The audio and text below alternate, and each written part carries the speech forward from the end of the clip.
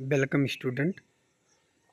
RRB ALP loco pilot और RRB NTPC की भर्ती आ गई है और इसमें वही प्रश्न हैं न्यूमेरिकल के जो पेपर में अब तक पूछे गए हैं।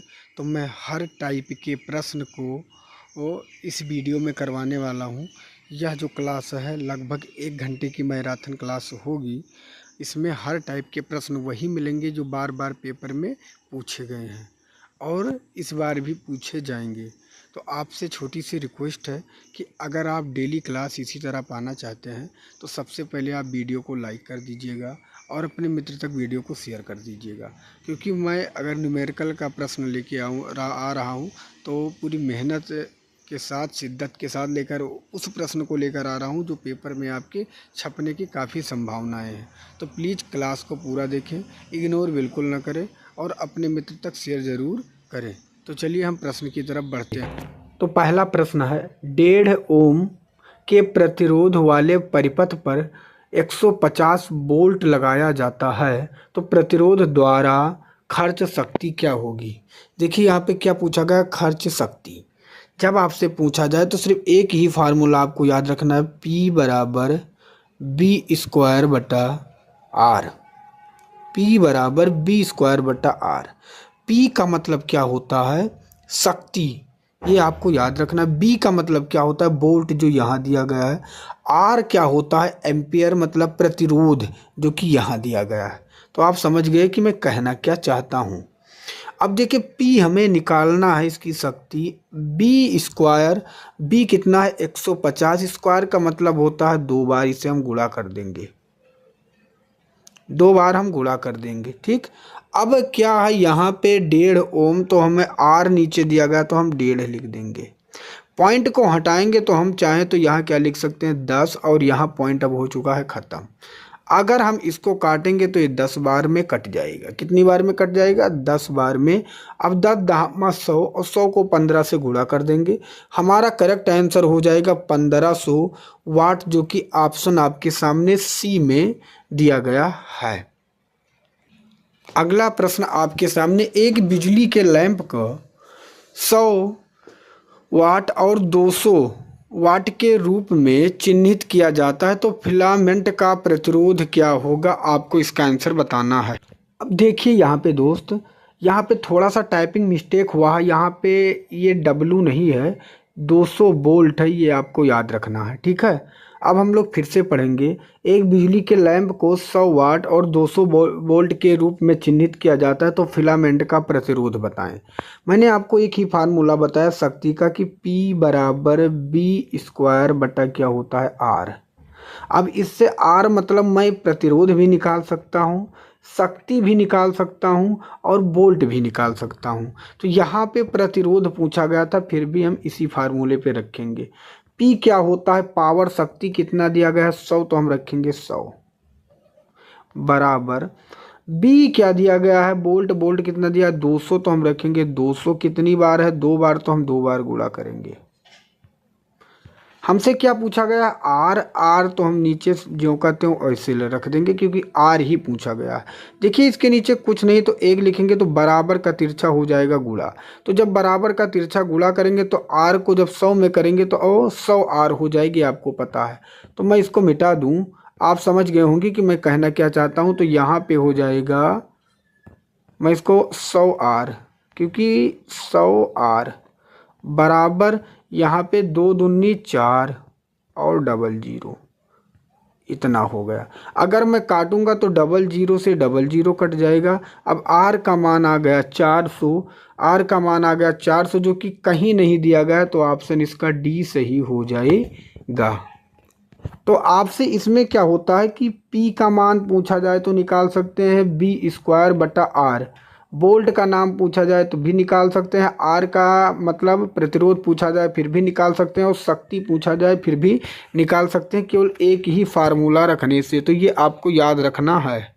अगला प्रश्न है, 3 ओम, 2 ओम और 5 ओम के क्रमशः 3 प्रतिरोध को 12 वोल्ट की बैटरी से जोड़ा जाता है तो परिपथ का कुल प्रतिरोध क्या होगा। देखिए यहाँ कहा क्या गया, ध्यान से देखिएगा कि प्रतिरोध को किस क्रम में जोड़ा जा रहा है, श्रेणी क्रम में। श्रेणी क्रम का जो फार्मूला होता है बस आपको इतना याद रखना है, R बराबर R1 plus R2 plus R3, ऐसे करते जितना आएगा चला जाएगा। ठीक है। अगर समांतर क्रम दिया जाता तो उसका होता 1/R बराबर 1/R1 plus 1/R2 plus 1/R3, ऐसे करते चला जाता कौन सा, समांतर। लेकिन यहाँ क्या दिया गया है, श्रेणी, और श्रेणी का मैंने आपसे क्या बताया कौन सा फार्मूला लगेगा, ऊपर वाला ये। तो यहाँ R का मान निकालना था, R1 3 ओम तो हम रख देंगे 3, R2 2 और R3 5।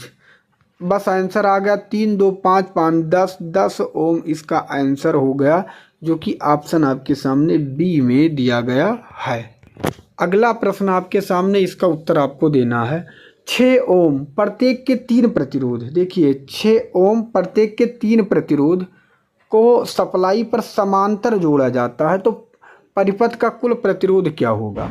देखिए मैंने क्या बताया कि अगर समांतर जोड़ा जाता है तो इसका फार्मूला लिख दीजिएगा 1/R1 plus 1/R2 plus 1/R3, यही आपसे बताया मैंने, तो यही आपको लिख देना है। अगर हम लिखेंगे 1/, अब मैं इसको हटा दूं क्योंकि हमारे पास ज़्यादा स्पेस नहीं, इसलिए मैं इसे हटा दे रहा हूँ। प्रत्येक में, प्रत्येक के 3 के 6 ओम, तो पहला का 1/6, दूसरा का 1/6 और तीसरा का 1/6। 3 बार कहा गया था, मैंने 3 बार कर लिया। ठीक है।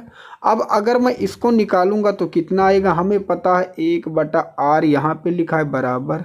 अगर देखिए हर बराबर है तो हम जोड़ लेंगे 1 2 3, कितना आया 3/6।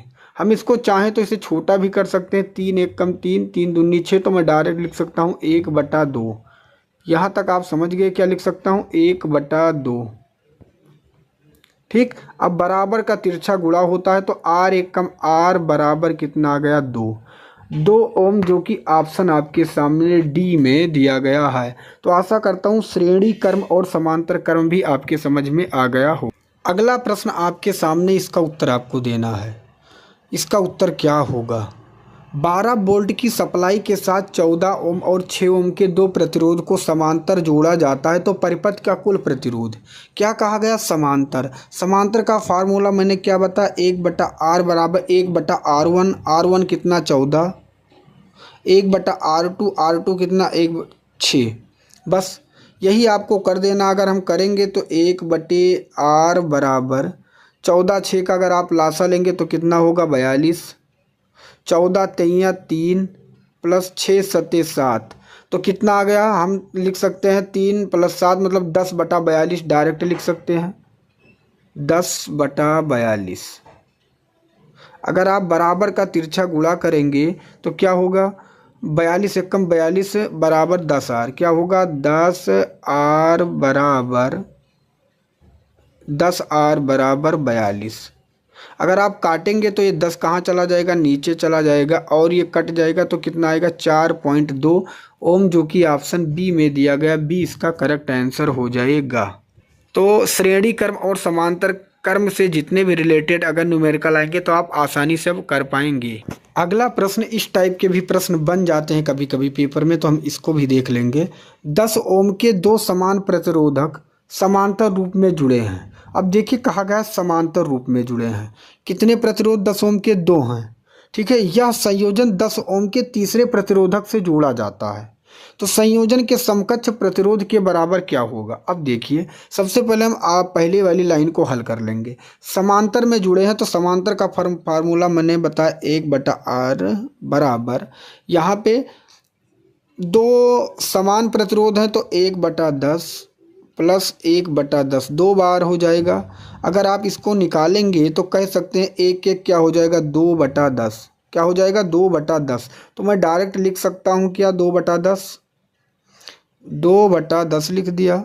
अब देखिए बराबर का तिरछा गुणा हो जाएगा तो यहाँ पे हो गया 2R बराबर 10, 2 से काटूंगा तो 5, R का मान कितना आ गया 5। अब 2 समांतर रूप में जो जुड़े हैं उनका प्रतिरोध कितना आया 5, और तीसरा प्रतिरोध कितना है 10। हम जोड़ देंगे तो 10 5 कितना हुआ 15, जो 15 प्रतिरोध के समकक्ष के बराबर होगा, जो कि ऑप्शन सी में दिया गया। सी इसका करेक्ट आंसर हो जाएगा। नेक्स्ट प्रश्न आपके सामने, इसका उत्तर आपको देना है। अब देखिए ऐसे प्रश्न 18, 16, 42 और 74 के 4 कैपेसिटरों के समांतर में जुड़े होने पर परिणामी कैपेसिटी, यहाँ पे कई कैपेसिटर जुड़े हैं, ये आप देखेंगे कैपेसिटर जुड़े हैं, तो समांतर से जुड़े होने पर परिणामी कैपेसिटी क्या होगी, इनका आंसर आपको बताना है। ऐसे प्रश्न भी पेपर में बन सकते हैं। तो ये था आपका इलेक्ट्रिसिटी का लास्ट टाइप। अगर आप इसे देख लेंगे तो आपका इलेक्ट्रिसिटी से जितने न्यूमेरिकल हैं आप हल कर पाएंगे। अब देखिए यहाँ पे 18, 16 कौन से क्रम में है, समांतर क्रम में है। समांतर क्रम का यहाँ फार्मूला याद रखना है, क्योंकि उसका अपोजिट होता है C1 + C2 + C3, जितना होगा इसे करते चले जाएंगे। तो बस कुछ करना ही नहीं था, यहाँ पे समांतर कहा गया तो फिर हम जोड़ लेंगे। 18 + 16 + 42 + 74, ठीक है। और इस जोड़ने पे जो परिणाम आएगा वही इसका आंसर हो जाएगा। तो 8 6 14, 2 18, 4 वो 8 6 14 और 2 16, 16 4 20, जो कि जोड़ने पर आया 150 कैपेसिटी, जो कि ऑप्शन डी में दिया गया है। तो इस टाइप के भी प्रश्न आपको हल करना पड़ेगा। अगला प्रश्न आपके सामने, इसको देख लेना है। यहाँ पे देखिए यहाँ पर भी कैपेसिटी दी गई है, लेकिन तीनों कैपेसिटरों को श्रेणी क्रम में जोड़ा गया है। तो यहाँ पे श्रेणी क्रम में क्या होता है कि 1/C बराबर 1/C1 + 1/C2 + 1/C3, इसी तरह आपको जोड़ना है। तो बस कर देना है। श्रेणी क्रम जैसे देखें तो आपको करना है, अगर 1/C1 निकालना है तो बस कितना है 1/16 + 1/16 और प्लस 1/32। अगर आप इनका लासा लेंगे तो कितना आएगा 32। 16 दूना 2 बार में, 16 दूना 2 बार में और 1 बार में अगर देखेंगे तो क्या आएगा 5/32। कितना आया 5/32। अब 5/32 मैं इसको हटा दूं, क्योंकि आप पता चल गया कि कितना आया 5/32। तो आप कह सकते हैं दोस्त, मैंने इतना हल करके आपको बता दिया कि इन सभी को अगर श्रेणी क्रम में जोड़ा जाए, ठीक है, इन सभी को श्रेणी क्रम में जोड़ा जाए तो क्या आता है 5/32।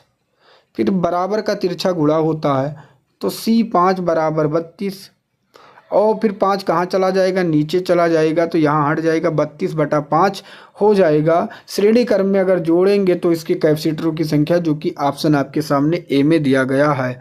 अगर मेहनत दिख रही है तो वीडियो को लाइक कर देना, चैनल को सब्सक्राइब कर देना है मेरे मित्र। नेक्स्ट प्रश्न है, इसका उत्तर देना है। एक वस्तु स्थिर स्थिति से आरंभ होकर 4 मीटर प्रति वर्ग सेकंड के निरंतर त्वरण से स्थानांतरित होती है, तो 8 सेकंड के बाद इसकी गति कितनी होगी। देखिए इसका जो फार्मूला होता है वो होता है B = U + AT। जो U होता है इसे हम प्रारंभिक वेग कहते हैं, B जो होता है इसे हम अंतिम वेग कहते हैं, ये जो होता है हम इसे त्वरण कहते हैं, और T जो होता है हम इसे टाइम कहते हैं। टाइम को सदैव हम सेकंड में कन्वर्ट करके लिखेंगे, ये भी आपको याद रखना है। अब देखिए हम ये वेग से जितने भी संबंधित प्रश्न हैं मैं अब पूरा कवर करूंगा। अब कहा गया तो मैं यहाँ पे रखूंगा गति पूछा गया, गति मतलब वेग पूछा गया B बराबर, यहाँ U का मतलब होता है, मैंने क्या बताया, प्रारंभिक वेग कहीं पर भी नहीं दिया गया सवाल में, तो कहीं नहीं दिया गया तो हम 0 रख देंगे, ठीक। प्लस A का मतलब तो होता है त्वरण कितना दिया गया 4, तो हम रख देंगे 4। T का मतलब होता है टाइम कितना दिया गया 8, तो हम 8 रख देंगे। तो 4/8 कितना हो जाएगा 32 मीटर प्रति सेकंड, जो कि ऑप्शन सी में दिया गया है। नेक्स्ट प्रश्न की तरफ बढ़ेंगे।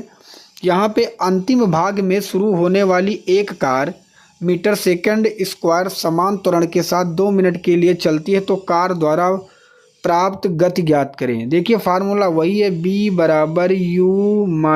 U + AT।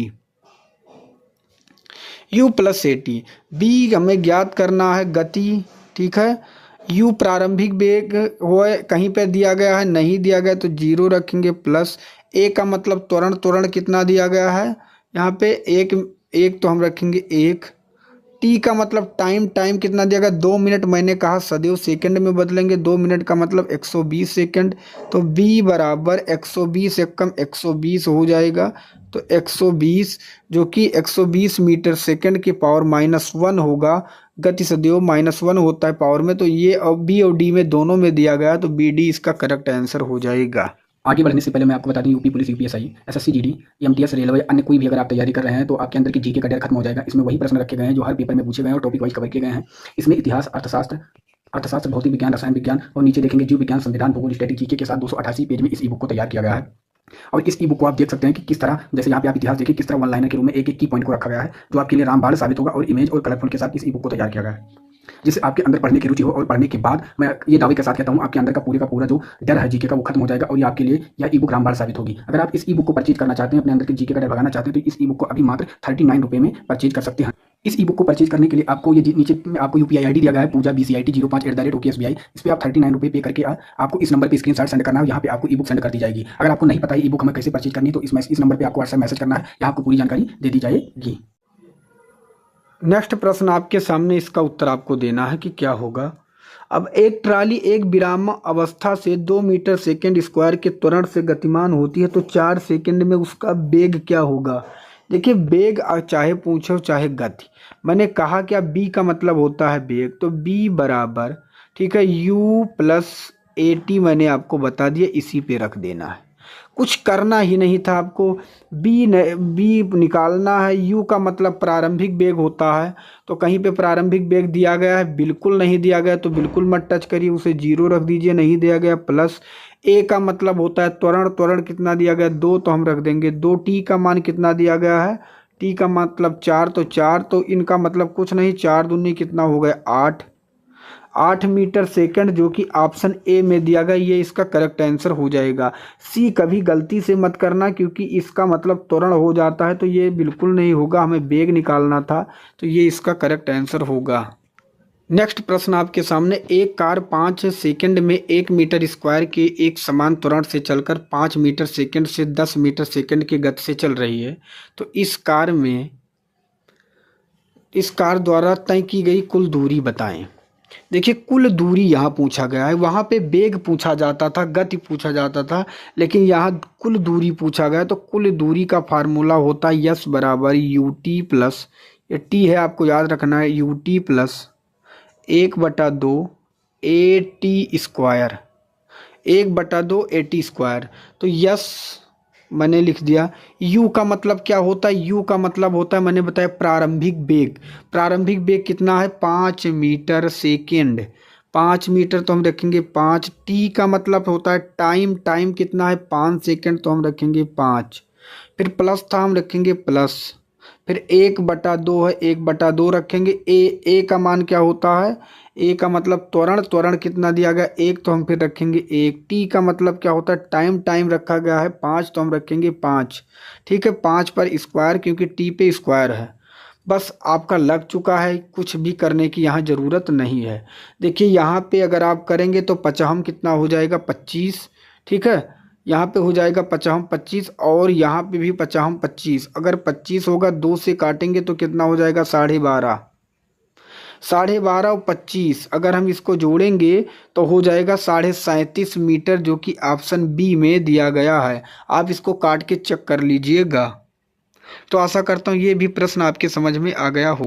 अगला प्रश्न है, स्थिर अवस्था से शुरू होने के बाद एक नाव एक सीधी रेखा में नियत दर से 3 मीटर सेकंड स्क्वायर के त्वरण से 8 सेकंड तक गति करती है।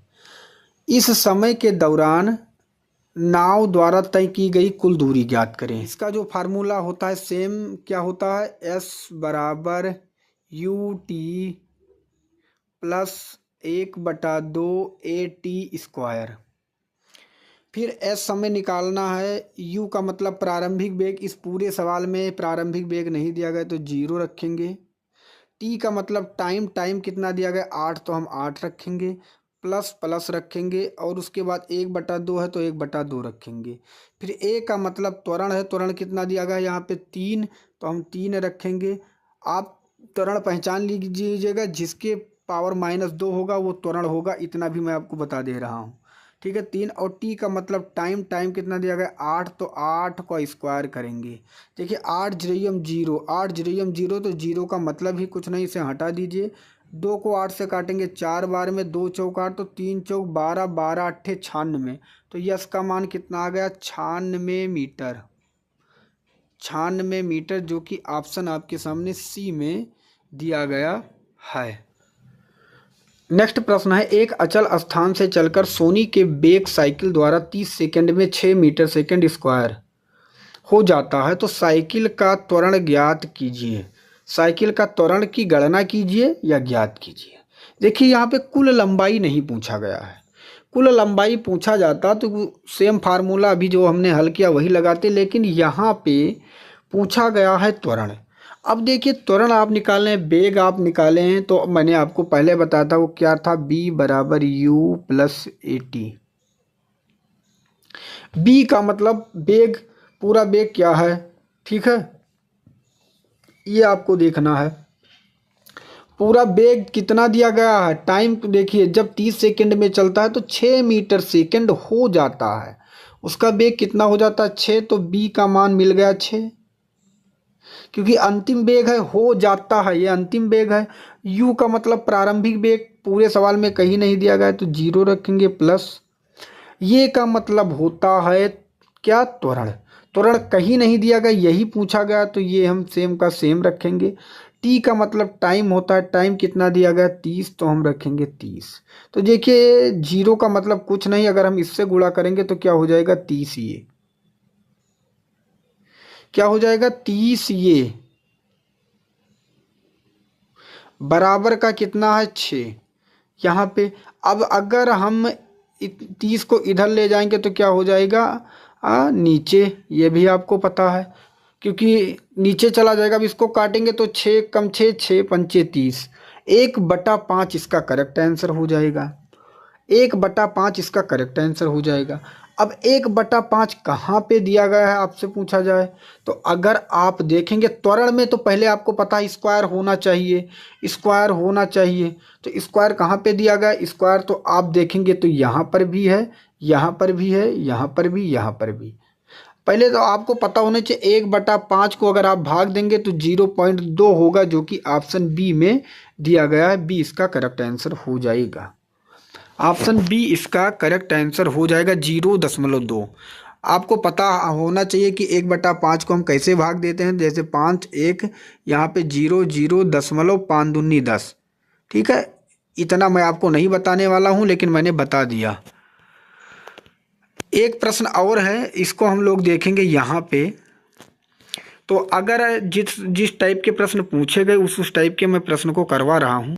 इसको देख लीजिए, एक वायुयान धावन पथ से 100 मीटर सेकंड के वेग से उड़ान भरता है।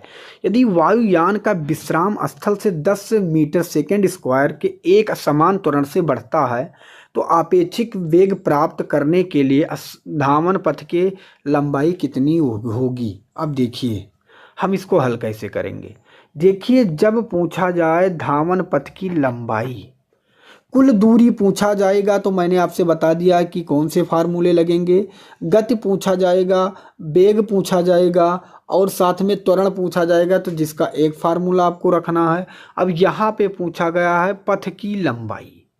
पथ की लंबाई ज्ञात कीजिए, कुल दूरी नहीं, यहाँ पे पथ की लंबाई। तो इसका फार्मूला क्या लगेगा, तो इसका अगर जो फार्मूला होता है वो होता है b² बराबर u² प्लस 2gs, ठीक है। किसका, पथ की लंबाई पूछी जाएगी तब। b का मतलब होता है बेग, बेग कितना 100 मीटर सेकंड के बेग से उड़ान भरता है, ठीक है। ये आपको पॉइंट रखना है, याद रखना है। तो 100 मीटर सेकंड के बेग से उड़ान भरता है। अब हम इसको हल करेंगे। तो अपने विश्राम स्थल से 10 मीटर सेकंड के एक समान त्वरण से बढ़ता है, तो आपेक्षिक वेग प्राप्त करने के लिए धावन पथ की लंबाई कितनी होगी। देखिए b का मान तो आपको दिया गया, बेग से उड़ता है और बेग का मान दिया गया है। b का मतलब बेग होता है, तो हम रखेंगे 100, स्क्वायर है तो 2 बार करेंगे, बराबर है हम बराबर रखेंगे। u जो है u का मान होगा, कहीं नहीं दिया गया है तो हम रखेंगे 0, 0 का स्क्वायर करेंगे प्लस 2। जी का मतलब होता है गुरुत्वाकर्षण, जी का मतलब होता है गुरुत्वाकर्षण। गुरुत्वाकर्षण का मान कितना होता है 9.8, लेकिन लगभग आंसर सभी पॉइंट में कोई नहीं है, तो हमें पता है गुरुत्वाकर्षण का मान 9.8 होता है, तो हम रख दें या सीधा सीधा 10 रख दें, क्योंकि अगर पॉइंट में सवाल नहीं है तो आप गुरुत्वाकर्षण जी का मान 10 भी रख सकते हैं, लगभग 10 होता है। यस, यही हमें निकालना है। ठीक है, तो यहाँ 0 का अगर स्क्वायर करेंगे तो 0 होगा, तो इसका मतलब कुछ नहीं। 2 दहम्मा 20 और 20 को यस से करेंगे तो कितना हो जाएगा 20 यस। ठीक है, अब 20 को इससे काटेंगे तो 5 बार में, और 100 पंचे कितना हो गया 500, तो यस का मान कितना आ गया 500, जो कि ऑप्शन आपके सामने ए में दिया गया है। अगला प्रश्न है, एक क्रिकेट की गेंद की ऊपर फेंकने पर यह 5 मीटर की अधिकतम ऊंचाई तक पहुंचती है, तो गेंद का प्रारंभिक वेग क्या होगा। देखिए यहाँ पे ऊंचाई भी दिया गया, प्रारंभिक वेग पूछा गया, तो मैंने बताया था कि क्या होता है बी स्क्वायर बराबर यू स्क्वायर माइनस का 2GS। बी का मतलब होता है अंतिम वेग जो कहीं नहीं दिया गया, तो हम लिख देंगे 0 का स्क्वायर बराबर यू। यू का मतलब होता है क्या, प्रारंभिक वेग जो कि कहीं पर भी नहीं दिया गया है, कहीं पर भी नहीं दिया गया, तो हम लिखेंगे यू स्क्वायर सेम का सेम, क्योंकि यही हमें निकालना है प्रारंभिक वेग। प्रारंभिक वेग का मतलब यू होता है, माइनस 2 रखेंगे। जी का मान गुरुत्वाकर्षण का 10। यस का मतलब होता है स्पीड, लेकिन यहाँ स्पीड मतलब हाइट, हाइट का मतलब ऊंचाई, ऊंचाई कितना 5, तो हम 5 रखेंगे। तो 2 दहम्मा 20, 20 पंचे 100, कितना हो गया 100, तो मैं डायरेक्ट इसको 100 लिख सकता हूँ, ये तो आप समझ गए होंगे। तो यहाँ पे माइनस का कितना हो जाएगा 100। अगर ये उस पार जाएगा तो क्या हो जाएगा, ये उस पार जाएगा तो माइनस का 100 क्या हो जाएगा बराबर का 100। स्क्वायर हटेगा, इधर अंडर रूट चढ़ जाएगा, तो यू का मान प्रारंभिक वेग का मान आ जाएगा 10, जो कि ऑप्शन सी में दिया गया है। इस प्रश्न का उत्तर देना है, एक पत्थर एक भवन की छत से छोड़ने पर पृथ्वी तक गिरने में 4 सेकंड लेता है, तो भवन की ऊंचाई बताओ। देखिए ऊंचाई ज्ञात करना है तो हम रख देंगे यस बराबर U T plus 1/2 GT square. ठीक, लेकिन अभी अब आप लोग के दिमाग में आ रहा होगा कि अभी आपने कहा था कि जब ऊंचाई रहेगा तो उसका फार्मूला आपने बताया था कि बी स्क्वायर बराबर यू स्क्वायर माइनस का 2GS रख दीजिएगा, लेकिन आप यहाँ पे इसे क्यों कह रहे हैं। बिल्कुल मैं आपकी बात से सहमत हूँ, कारण समझिए, इसीलिए मैंने इस प्रश्न को उठाया है, क्योंकि यस का मतलब क्या होता है, यस का मतलब यहाँ ऊंचाई नहीं, यहाँ इस क्या होता है, यस का मतलब यहाँ ऊंचाई होती, कितनी ऊंचाई है उसे रखना था। ठीक है, जो कि इस प्रश्न में कहीं पर नहीं दिया गया है, तो मैं कैसे रख दूंगा इस पे, जब ऊंचाई नहीं दिया गया, ना यहाँ पे यू ना बी, कुछ तो मिलना चाहिए, तो कुछ नहीं है, इसलिए मैं इस फार्मूले को नहीं रख सकता।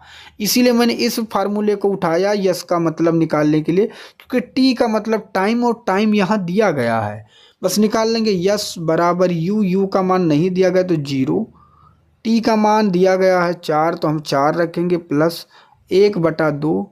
ठीक है, गुणे जी का मान 9.8 और टी का मतलब 4, और 4 को हम कर देंगे स्क्वायर, तो जे के 4 जरिए हम 0, इनका कहानी कुछ, इसका मतलब कुछ नहीं। 2 से 4 को काटेंगे 2 बार में, अब 2 चौक 8, 8 को 9.8 से करेंगे तो 78.4 इसका करेक्ट आंसर हो जाएगा, जो कि ऑप्शन डी में दिया गया है। तो आशा करता हूँ ये भी डाउट आपके अंदर का क्लियर होगा। प्रश्न है 12 N मतलब न्यूटन तथा 8 N परिमाण के 2 बल एक वस्तु पर कार्यरत हैं, तो वस्तु पर लगने वाले परिणामी बल की अधिकतम मान क्या होगा। अब देखिए दोस्त, अगर 12 न्यूटन और 8 न्यूटन का परिमाण जो है, ठीक है, 12 न्यूटन तथा 8 न्यूटन का परिमाण, 2 बल एक ही वस्तु पर अगर लगे हैं, क्या कहा गया, एक वस्तु पर कार्यरत है, तो वस्तु पर लगने वाले परिणामी बल का अधिकतम मान, तो कुछ भी करना नहीं है, अगर एक ही वस्तु पर लगे हैं तो 12N जो ये है और प्लस 8N हम जोड़ देंगे, और क्या हो जाएगा 20, ये आपको याद रखना है, 20N इसका करेक्ट आंसर हो जाएगा, जो कि ऑप्शन आपके सामने सी में दिया गया है। नेक्स्ट प्रश्न आपके सामने, इसका उत्तर आपको देना है। एक बल 2I + 3J + 6K द्वारा प्रदर्शित होता है, तो इस बल का परिमाण क्या होगा। आपको पता होना चाहिए दोस्त, I को हम X कहते हैं और J को हम Y कहते हैं और K को हम क्या कहते हैं Z।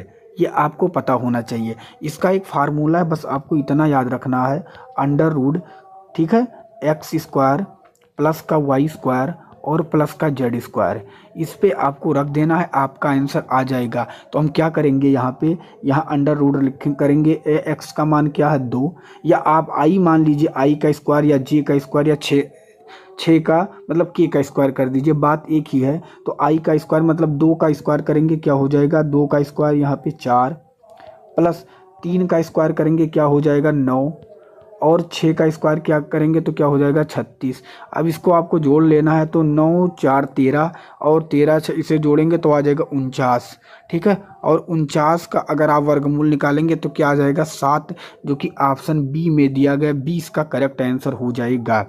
दोस्त ऐसे प्रश्न छपेंगे पेपर में, तो पूरी वीडियो आपको देख लेना है, बस देखने के बाद आप आसानी से जाके आप पेपर दे आएंगे। नेक्स्ट प्रश्न आपके सामने, इसका उत्तर आपको देना है। 2 सदिश 4i प्लस 7j तथा 2i प्लस 3j जोड़े जाते हैं, तो इन सदिशों का योग का परिमाण क्या होगा।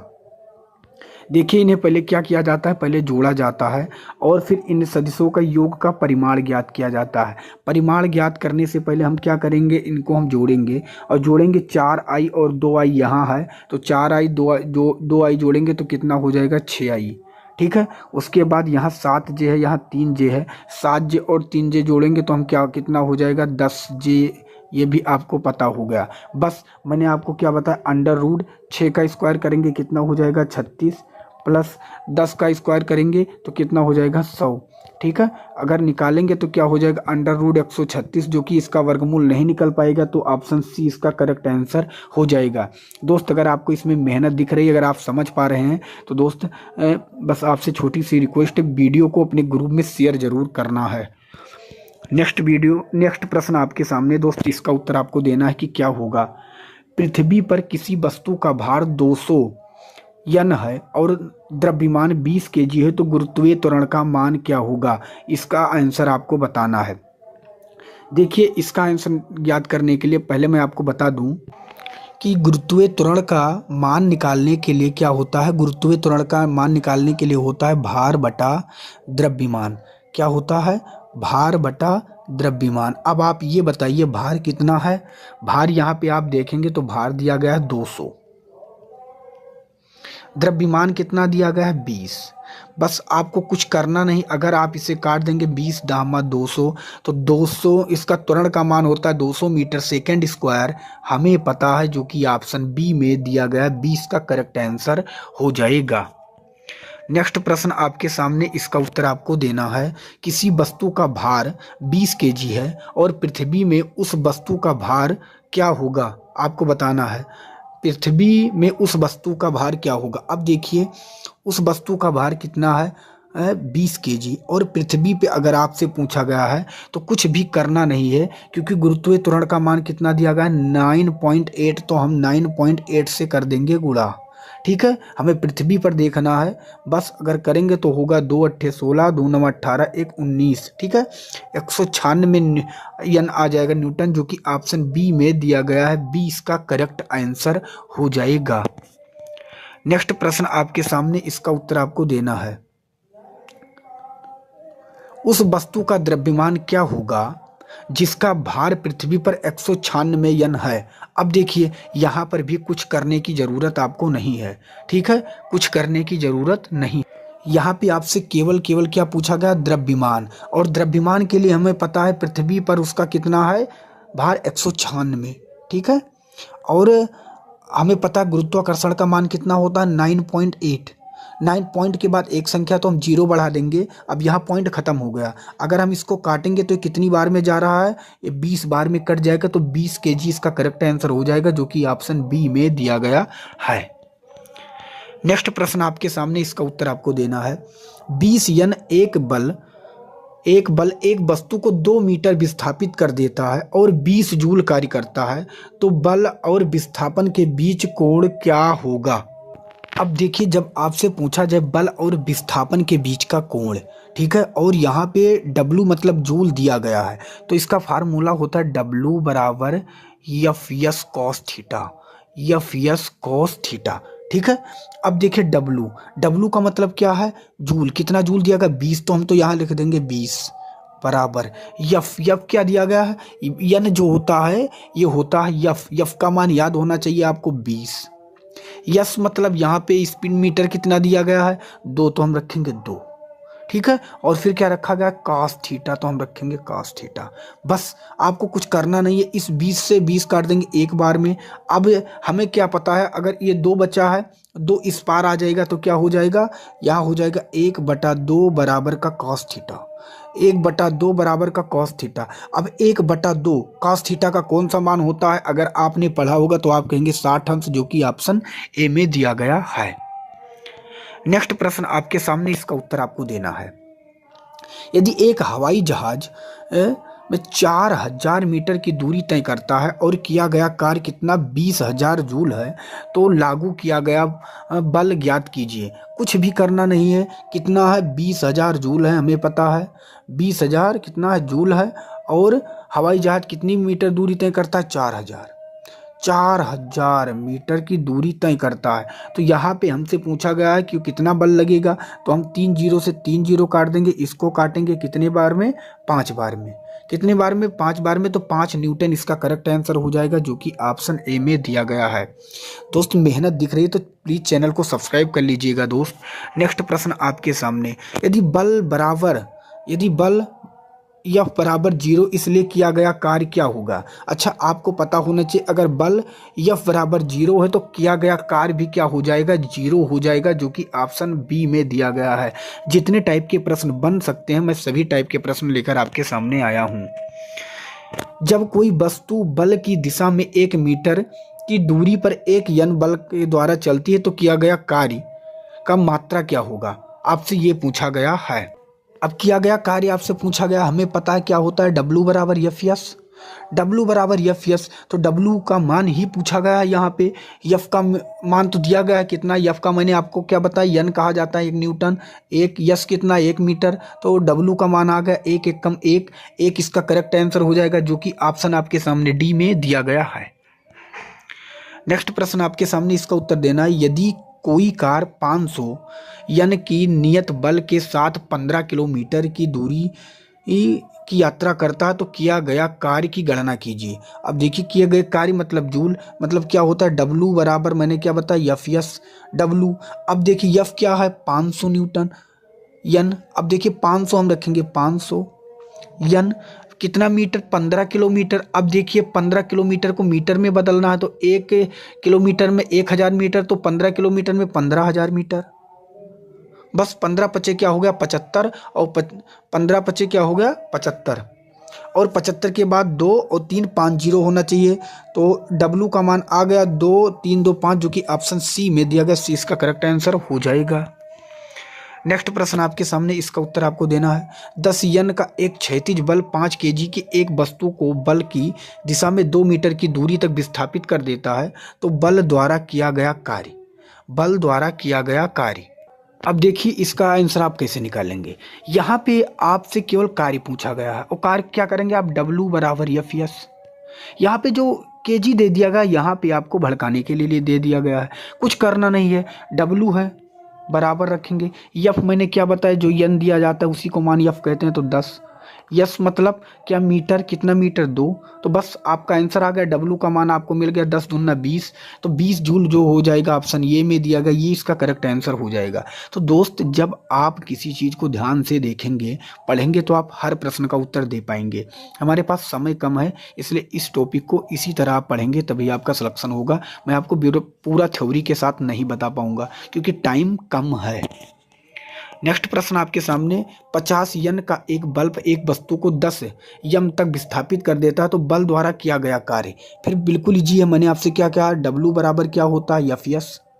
W बराबर एफ यस होता है, तो W एफ का मान 50, यस का मान 10, 50 दाम कितना हुआ 500, तो 500 जूल इसका करेक्ट आंसर हो जाएगा, जो कि ऑप्शन ए में दिया गया है। नेक्स्ट प्रश्न आपके सामने, इसका उत्तर आपको देना है।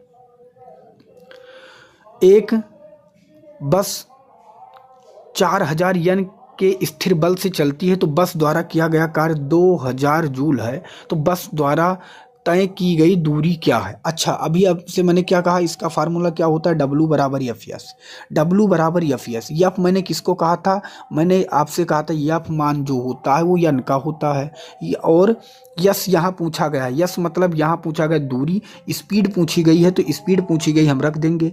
अब यहाँ पे W तो ऑलरेडी दिया गया, W कितना दिया गया 2000 जूल, तो हम रख देंगे 2000 जूल बराबर यफ। अब यफ का मान कितना दिया गया 4000, तो हम रख देंगे 4000। ठीक है, यस का मान पूछा गया तो हम यहाँ पे एस रख देंगे, कुछ करना नहीं। 3 जीरो से हम 3 जीरो काट देंगे। अब देखिए इसको अगर करेंगे तो यस बराबर क्या हो जाएगा, अगर हम रखेंगे तो 2/4, 2/4 काट देंगे तो 1/2 हो जाएगा। 1/2 मतलब 0.5 मीटर, जो कि ऑप्शन डी में दिया गया है। कुछ करना भी नहीं था आपको, यहाँ पे बिल्कुल कुछ करना नहीं था, क्योंकि अगर आपसे यस पूछा गया तो 4 से अगर 2 में भाग देंगे तो 0.5 होगा, जो कि ऑप्शन डी में दिया गया है। नेक्स्ट प्रश्न आपके सामने, इसका उत्तर आपको देना है। 2 किलोग्राम द्रव्यमान वाली एक वस्तु ऊपर की ओर 20 मीटर सेकंड प्रारंभिक वेग से फेंकी जाती है, तो 2 सेकंड बाद उसकी गतिज ऊर्जा कितनी होगी। अब देखिए इसे हम हल कैसे करेंगे। देखिए इसका जो फार्मूला होता है 1/2 mv², mv²। अब b का मान तो यहाँ दिया नहीं गया है, b का मान दिया नहीं गया है। b का मान हम कैसे ज्ञात करेंगे, b का मान क्या होता है, b बराबर u माइनस जी टी। अगर मैं इसको निकाल दूंगा तो मुझे b का मान मिल जाएगा, b का मान मिल जाएगा। अब मैं क्या करूंगा, b का मान निकालने के लिए u किसे कहते हैं, u किसे कहते हैं, u कहते हैं, हमें पता है वेग को, तो त्वरण कितना दिया गया 20 मीटर सेकंड, तो हम रखेंगे 20।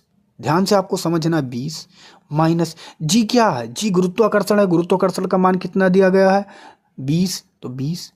टी क्या है, टाइम है, टाइम कितना दिया गया है 2 सेकंड, तो 2 सेकंड। तो क्या आया यहाँ पे, मैंने कहीं गलती तो नहीं किया है, पहले मैं ध्यान से देख लो। यू का मान कितना दिया गया 20, ठीक है। और जी का मान, सॉरी दोस्त, जी का मान यहाँ पे 10 दिया गया था, मैंने यहाँ 20 रख दिया, तो मैं पहले रखूंगा जी का मान कितना 10। टी टाइम कितना दिया गया 2 सेकंड, तो 2 सेकंड। अब बी का मान मैं ऑलरेडी निकालूंगा, तो 20 यहाँ और 10 दूना 20, 20 से 20 चला जाएगा तो हमें बी का मान कितना मिल जाएगा 0। ठीक है, अब इस पे हम रख देंगे, हमारा आंसर आ जाएगा। कुछ भी करना नहीं था, गतिज ऊर्जा पूछा गया था, तो गतिज ऊर्जा का फार्मूला 1/2 mv² होता है, तो हम रखेंगे 1/2। यम कितना है, यम कितना है 2 किलोग्राम, तो 2 रखेंगे। ठीक है, अब b², बी का मान कितना है 0, तो हम रखेंगे 0 का स्क्वायर। अब ये 2 से 2 कट जाएगा, 0 का मान ऑलरेडी 0 आ जाएगा, तो 0 ही इसका करेक्ट आंसर हो जाएगा, 0 जूल, जो कि ऑप्शन आपके सामने बी में दिया गया है। दोस्त इतना इजी तरीके से आपको कोई नहीं बताने वाला है। चैनल पे नए तो प्लीज़ चैनल को सब्सक्राइब कर लीजिएगा। दोस्त अगला प्रश्न आपके सामने, किसी वस्तु का गतिज ऊर्जा 120 जूल है और इसका द्रव्यमान 15 केजी है, तो वस्तु का वेग क्या होगा, आपसे पूछा गया है। अब देखिए क्या करना है आपको, यहाँ पे गतिज ऊर्जा, ठीक है, वेग पूछा गया, तो गतिज ऊर्जा बराबर क्या होता है आपको पता होना चाहिए। गतिज ऊर्जा बराबर होता है, मैंने आपसे बताया 1/2 mv²।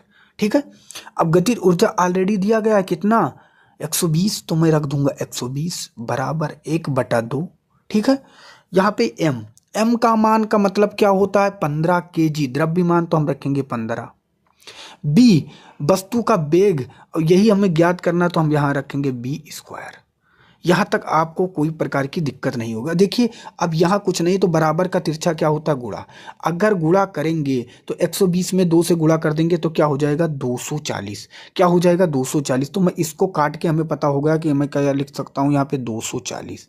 ठीक है, अब 15 से अगर मैं 240 को काटता हूँ तो कितनी बार में जाएगा, 15 एकम 15।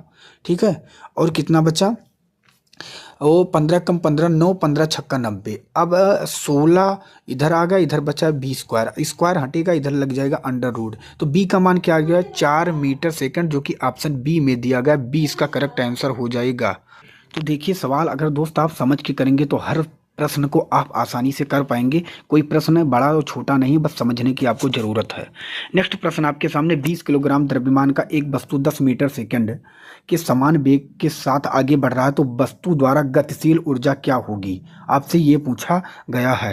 तो इस प्रश्न में तो बिल्कुल आसान है, इसमें कुछ भी नहीं करना था, क्योंकि यहाँ पे गतिशील ऊर्जा पूछा गया। गतिशील ऊर्जा का मैंने फार्मूला क्या बताया 1/2 mv²। ठीक, तो 1/2 यम मतलब द्रव्यमान, द्रव्यमान कितना है 20, बी मतलब बेग, और कितना बेग 10 मीटर सेकंड, तो 10 को स्क्वायर मतलब 2 बार, तो 10 से 2 बार गुणा कर देंगे।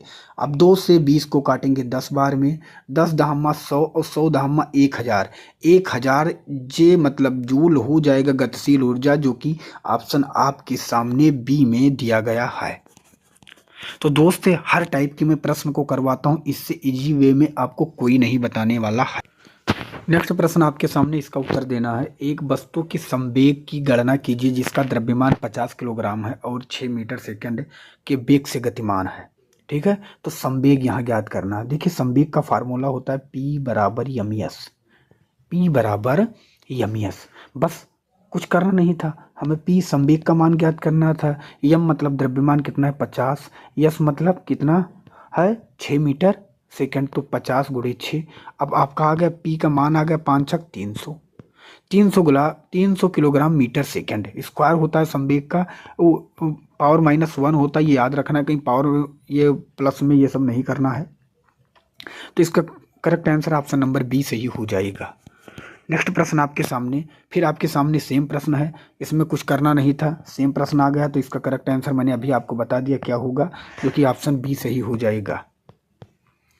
एक वस्तु का द्रव्यमान 85 किलोग्राम है और वेग 60 मीटर सेकंड पावर -1 है, तो वस्तु का संवेग। यहाँ पर भी सेम प्रश्न है, मैंने बताया क्या होता है P बराबर यम एस।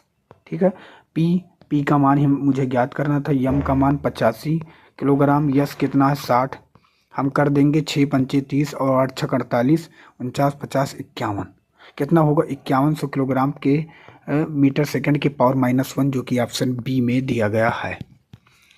50 किलोग्राम द्रव्यमान का 50 किलोग्राम द्रव्यमान का एक लड़का 45 सीढ़ियाँ 10 सेकंड में चढ़ता है। यदि प्रत्येक सीढ़ी की ऊंचाई 16 सेंटीमीटर है तो उसकी शक्ति ज्ञात कीजिए। अच्छा, शक्ति ज्ञात करने का फार्मूला क्या होता है आपको पता होना चाहिए। ये शक्ति ज्ञात करने का फार्मूला क्या होता है अगर मैं आपसे पूछूं तो इसका होता है mgh। क्या होता है mgh, बस इसी पे रख देना है। तो मैं पहले इधर फार्मूला रखता हूँ W बराबर mgh। ठीक है, तो हम निकालेंगे W बराबर, यम कितना है 50 kg, तो हम रखेंगे 50।